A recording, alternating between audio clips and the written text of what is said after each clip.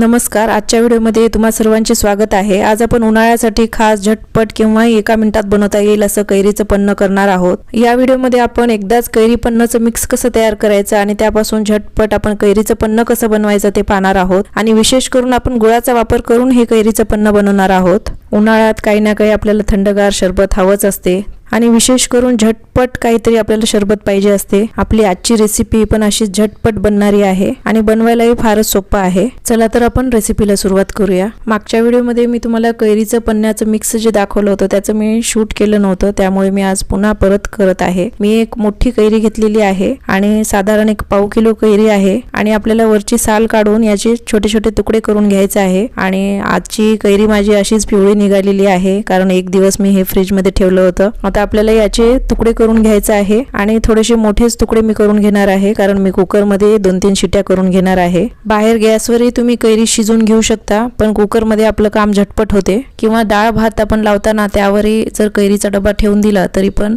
कैरी छान शिजल्या जाते। कैरीचे थोडे मोठे मोठेच तुकडे मी आता सर्व करून घेतलेले आहेत। आता एका स्टील पातेल्यामध्ये मी हे सर्व टाकून घेते आणि मग कुकरला 1-2-3 शिट्या करून घेते। यामध्ये पाणी वगैरे अजिबात टाकायचं नाही कारण आपण कुकरमध्ये हे करत आहोत। गॅसवर जर तुम्हाला करायचं असेल तर त्यामध्ये तुम्ही थोडंसं पाणी टाका। आता 2-3 शिट्या करून झाल्यानंतर पहा कैरी छान शिजलेली आहे। आता ह्याला तुम्ही स्मॅश करायचं असेल तर स्मॅशही करून घेऊ शकता। गरम असतानाच हे छान स्मॅश होते। आणि आता हे मी वाटीने मोजून घेते। वाटीने बरोबर 1 वाटी हे झालेलं आहे। कैरी कितपत आंबट आहे त्यानुसार आपल्याला गूळ वापरायचा आहे। आता 1 वाटी मी कैरीचं गर होतं त्यासाठी मी 2 वाट्या गूळ टाकून घेतलेला आहे। आत्ताच आपण जास्तीचं गूळ वापरलेलं आहे। कैरीचं पन्ह बनवते वेळी नंतर आपल्याला वरतून पुन्हा काही टाकण्याची आवश्यकता पडणार नाही। आता हे आपल्याला गॅसवर छान शिजवून घ्यायचं आहे। गूळ आणि कैरी जसं जसं शिजायला लागेल तसं तसं मिश्रण आपोआपच पातळ होते। पाणी आपल्याला पूर्ण आटवून घ्यायचं आहे। बघा आता मिश्रण पातळ दिसत आहे, पण थोड्या वेळाने जसं जसं आपण आटवत जाऊ तसं तसं हे घट्ट व्हायला लागेल।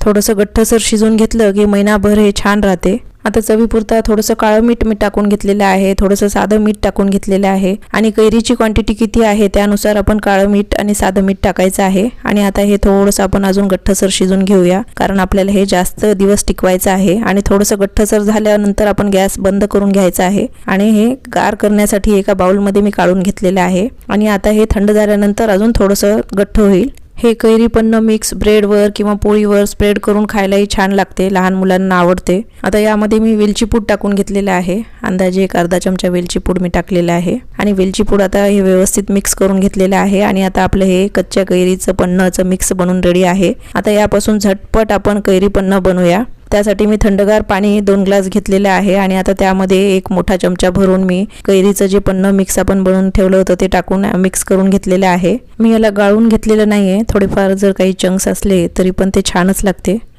आणि आता हे आपण ग्लासमध्ये सर्व करूया। उन्हाळ्यामध्ये आपल्याला असं थंडगार कैरीचं पन्ह जर मिळालं तर खूपच मन तृप्त होऊन जाते। अचानक घरी पाहुणे आल्यानंतर झटपट हे कैरीचं सरबत आपण बनवू शकतो, तेही अगदी फटाफट 1 मिनिटाच्या आत। हे कैरी पन्ह मिक्स फ्रीज मध्ये स्टोर करून ठेवायचं आणि जेव्हा पाहिजे तेव्हा मग आपण हे कैरी पन्ह बनवून प्यायचं। लहान मुले सुद्धा आपलं हे बनवून पिऊ शकतात, खूपच सोपं आहे। आता आपण एक दुसरी पद्धत पाहूया। मागच्या व्हिडिओमध्ये मी कैरी पन्ह मिक्स जे बनवलं होतं ते वापरून अजून एक वेगळी पद्धत मी तुम्हाला दाखवते, ज्यामध्ये मी सब्जा सीड्स वापरणार आहे आणि पुदिन्याचाही वापर मी करणार आहे आणि एक खूपच छान रिफ्रेशिंग असं मँगोचं ड्रिंक आपण करूया। रिफ्रेशिंग कैरी पन्ह बनवण्यासाठी मी थंडगार पाण्यामध्ये कैरी पन्ह मिक्स ऍड करून घेतलेलं आहे आणि आता हे आपण व्यवस्थित मिक्स करून घ्यायचं आहे आणि लागेल तसं आपण हे ॲडजस्ट करून घ्यायचं आहे।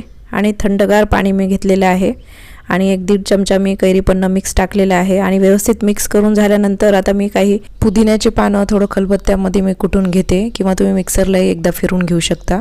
पुदिन्याने एकदम रिफ्रेशिंग असं ड्रिंक आपलं तयार होणार आहे। आणि आता हे मी गाळून घेणार आहे। गाळल्यामुळे चोथा आपल्या ड्रिंकमध्ये राहत नाही, फक्त आपल्याला पानांचा अर्क मिळतो। आणि आता थोडंसं मी जिरा पावडर टाकून घेतलेलं आहे, थोडंसं काळी मिरी पूड टाकलेलं आहे आणि आता सब्जाची बिया मी टाकून घेत आहे। 5 मिनिट अगोदर मी हे भिजवून घेतलं होतं। सब्जाच्या बिया शरीराला आतून थंड ठेवते, त्यामुळे हे आपण नक्कीच वापरायचं आहे। खूपच रिफ्रेशिंग हे ड्रिंक आपलं बनलेलं आहे आणि बनवायलाही खूप सोपं आहे। झटपट आपण केव्हाही हे बनवून पिऊ शकतो।